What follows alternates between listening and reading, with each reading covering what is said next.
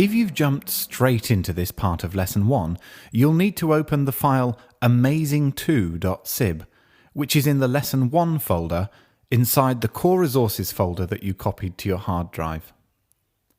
Begin by opening the Ideas panel.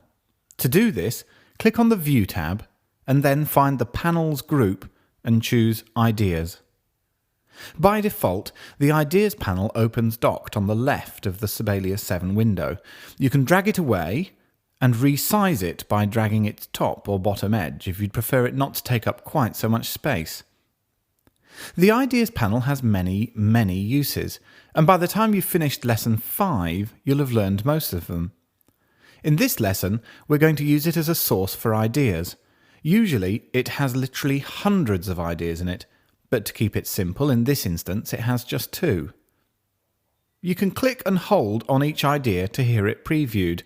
If you're using the Sibelius 7 sounds, there may be a short wait while the new samples are loaded to play the ideas.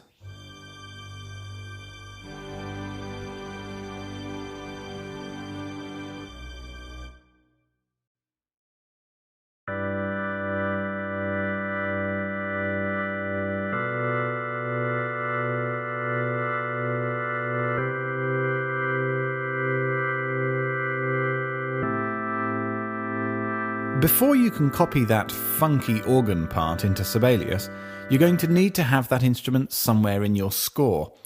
You're experienced with adding instruments now. Just press I to open the Add or Remove Instruments dialog, and this time let's use the search field specifically to find the rock organ. Once Sibelius locates it, just double-click it to add it to the score, then click OK. Now copy the organ part from the Ideas Hub by first selecting the organ staff in the score and making sure the organ idea is selected in the panel, and then click Paste Idea. You can have a listen to the score, and if you feel the rock organ doesn't balance so well, edit its beginning dynamic.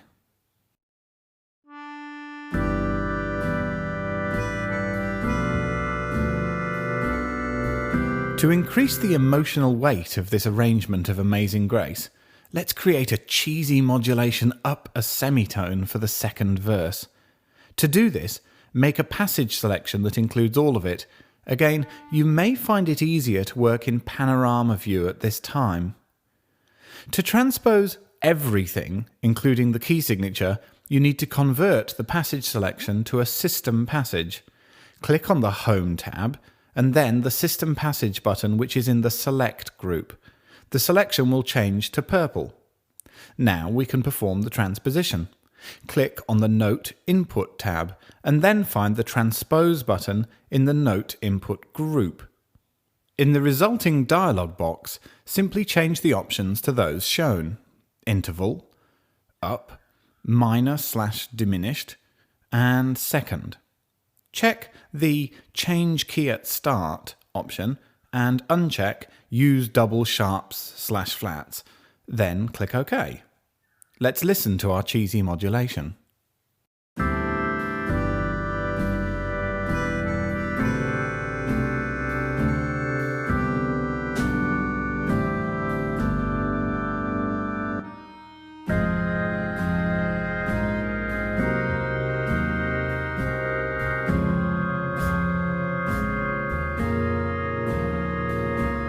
If you really can't stand that modulation, you will at least be happy to know that having made it will allow you to see another feature of the Ideas panel.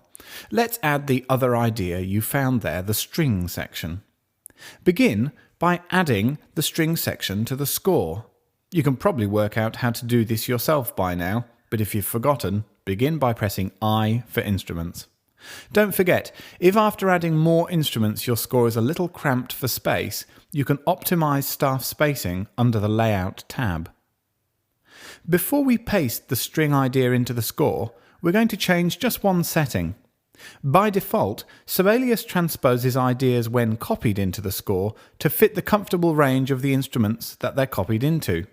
In this case, we don't actually want it to because the screechingly high violins have been designed that way to balance the arrangement. Let's make our first trip into the backstage by clicking on the File tab. Just below Kate Blanchett and Brad Pitt is the Preferences button.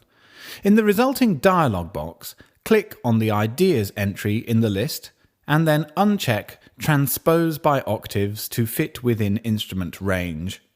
Click OK. Now you're ready for the exciting moment of adding the strings. Before you do, click and hold on the strings again to preview it one more time, because after you've copied it you should notice something clever. Again, you will have to wait for the Sibelius sounds to load if you're using Sibelius 7 Sounds Playback.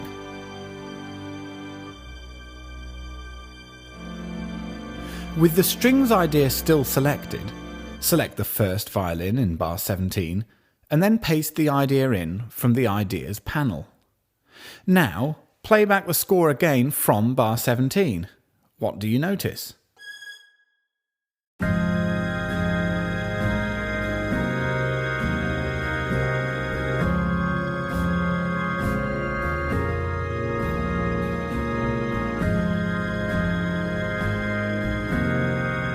That's right, Sibelius has transposed the strings up a semitone too, to fit with the key change.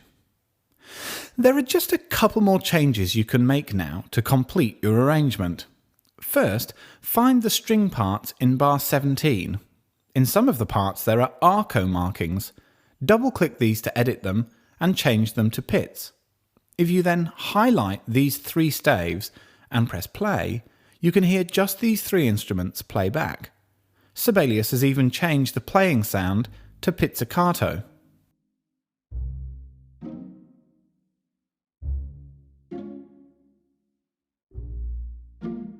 Last but not least, let's end this emotionally charged arrangement with a molto writ.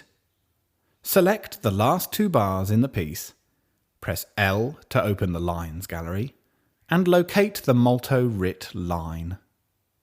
You can end this project now by playing back your score and enjoying all your hard work.